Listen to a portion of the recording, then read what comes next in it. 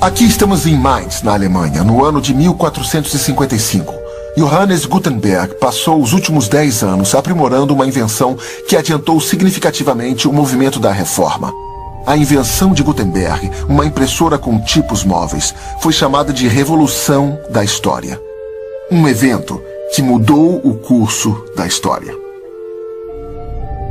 Operada por apenas 2 homens, a prensa de Gutenberg podia fazer em um dia o que vários escribas juntos levavam meses para fazer. A chave do processo de Gutenberg era um módulo calibrado de tipo, o que permitia que letras individuais fossem produzidas rapidamente. A experiência de Gutenberg com tipos de chumbo foi muito útil para desenvolver uma liga única apropriada para aguentar os rigores das impressões repetidas. Os tipos eram montados à mão, letra por letra, em uma moldura de madeira, e então rolava-se a tinta sobre a superfície do tipo, e a moldura era prensada contra uma folha de papel.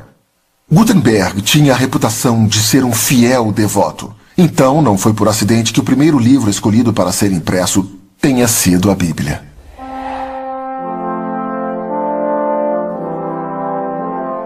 Quando falamos sobre a Reforma, ela, na verdade, aconteceu no século XVI. Ainda temos que voltar no tempo para o período que viu a ascensão do que nós chamamos de pioneiros da Reforma. John Wycliffe foi um pioneiro, John Huss, da Boêmia, foi um pioneiro, Peter Waldo, dos waldenses. Os pioneiros eram pessoas que, como se diz, estavam à frente do seu tempo. Eles eram capazes de olhar através dos séculos e ver que a igreja realmente precisava de uma reforma, precisava ser mudada. Não é que eles quisessem transformar a igreja em algo totalmente diferente. Não é que eles quisessem levar a igreja a seguir a crença dos próprios reformadores, exceto por uma crença.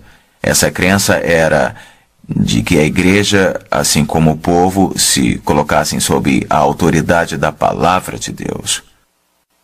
Sola Escritura. Só as Escrituras. Podemos não perceber, quando olhamos para esse livro, que na verdade deixamos um mundo e entramos em um outro. Deixamos o mundo medieval e estamos agora no mundo moderno. Alguém já disse bem que 3 coisas criaram o mundo moderno.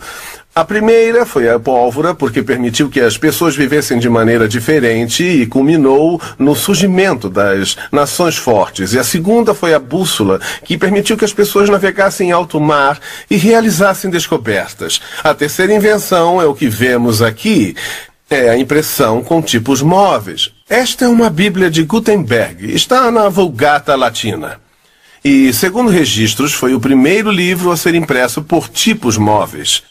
A Bíblia de Gutenberg era uma Bíblia de 42 linhas, impressas no ano de 1455 na tipografia de Johannes Gutenberg, em Mainz, na Alemanha.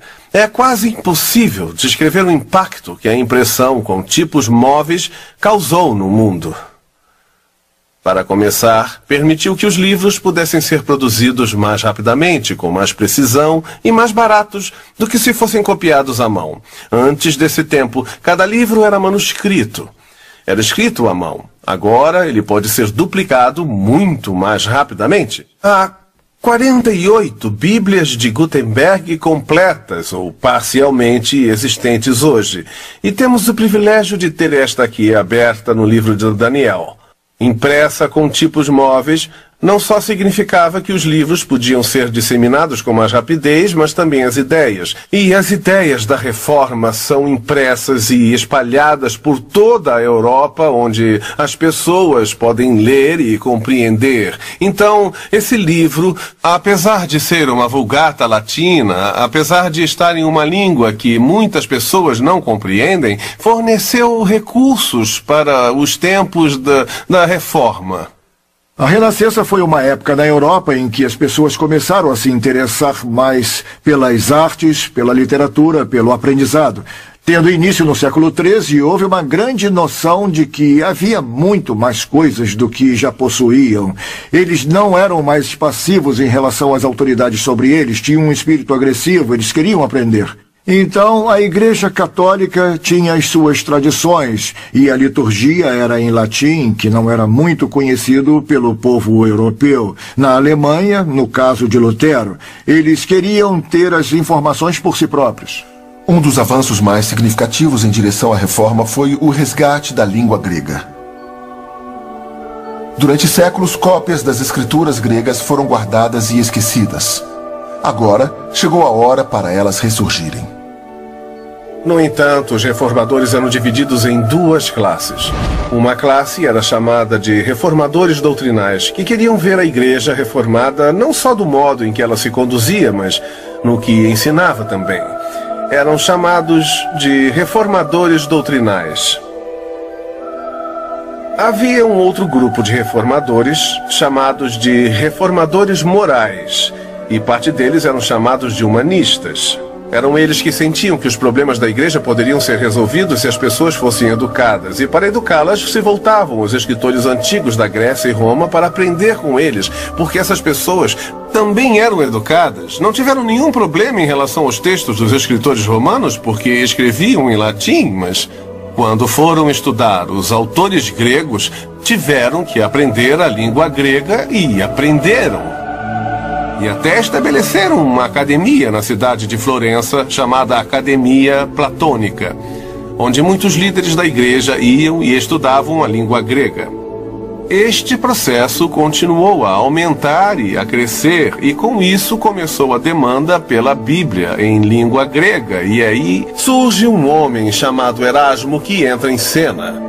Erasmo era um humanista grego. Ele aprendeu a língua grega, e aliás, alguns dizem que ele foi o maior estudioso em grego de toda a Europa. Erasmo queria ver a palavra de Deus em grego também. Mas Erasmo também tinha um outro desejo. Erasmo estava insatisfeito com a Vulgata, então ele fez uma tradução para o latim, e ele tinha uma tradução em latim e uma outra em grego que ele gostaria que fossem impressas juntas. Ele se aproximou de um gráfico grego que vivia na Basileia chamado Johannes Froben. Froben e Erasmo trabalharam juntos para produzir o primeiro Novo Testamento em grego a ser impresso e publicado. Era chamado de Novum Instrumentum, um novo instrumento. É o instrumento que foi usado para levar adiante a reforma da igreja. É um livro que contém o grego na coluna da esquerda e o latim, que não é a Vulgata, é a tradução que o próprio Erasmo fez, e as duas correm paralelamente. É quase impossível exagerar ou diminuir a importância desse livro. No Scriptorium, nós temos o privilégio de ter muitos livros raros e preciosos, mas eu diria a vocês que este pode ser o mais importante livro aqui do Scriptorium. Essa é uma afirmativa ousada. Por que eu diria isso?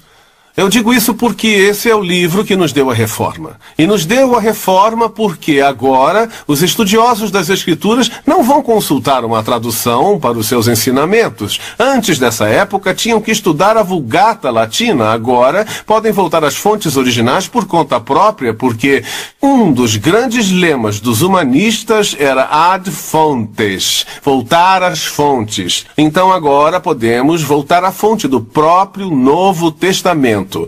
E quando as pessoas, como Martinho Lutero, voltavam e estudavam o texto na linguagem original, descobriam que havia alguns erros na Vulgata, erros de tradução, e uma dessas traduções era a da palavra arrependimento. Na Vulgata latina era traduzida como fazer penitência, que era um sacramento da igreja. Mas acontece que um erro de tradução muito mais importante, mais crítico, foi a tradução da palavra justificar. Jerônimo, quando traduziu a palavra, deu o sentido de uma mudança moral. Ele traduziu justificar como agir com retidão, Essa é uma mudança que acontece no interior da pessoa, mas quando a palavra justificar é usada no Novo Testamento em grego, é sempre usada num sentido legal. Declarar justo é algo que o próprio Deus declara sobre uma pessoa. E o próprio Lutero disse essas palavras: quando eu vi que a retidão de Cristo ou a retidão de Deus não era um padrão impossível que eu tinha que obter por meus próprios esforços, mas eu vi que era um dom gratuito de Deus e era recebido apenas pela fé, eu senti que havia entrado nos portões do paraíso. Mas onde Martinho Lutero viu isso? Aqui neste livro, aqui no versículo 17, no primeiro capítulo do livro de Romanos. Nós temos aqui a primeira edição da Bíblia de Lutero, impressa em 1533. E isso foi realmente um cataclisma para todo o conceito de igreja. Mas quando a Bíblia foi traduzida para o idioma alemão, no caso de Lutero, isso levou o povo alemão para a ideia da reforma.